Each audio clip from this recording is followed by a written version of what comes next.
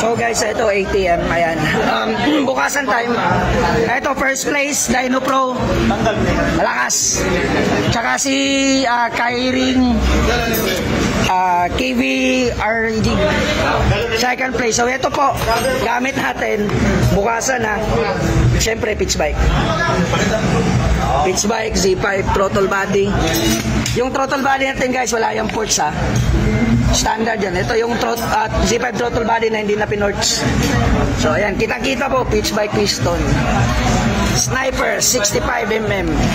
Baliktad, 59mm eh. So, Asuka, yung head, sorry, hindi namin pwede pakita. So, ito lang, 65, ito lang pwede i-declare eh. So, Asuka, thank you so much. Siyempre, TPS natin, pitch bike. TPS, pitch bike. Ayan.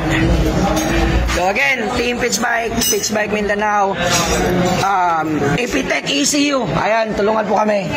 Tuner natin si Henrich, nawala. So shoutout. Mayari, Boss AJ. Oh, ito yung tuner, ayan. So Epitech Philippines, tulungan. Double win to kasi may angkas pa uwi. Sabi niya, so mechanic, Jack Speed from Kapalong. Shoutout, ayan. Team Luzon ang gagaling. Super galing nila guys at babat. Siyempre, of course, yung rider natin, pagod. Ayan. George, shoutout. Dami nag-aantay, Tagum City.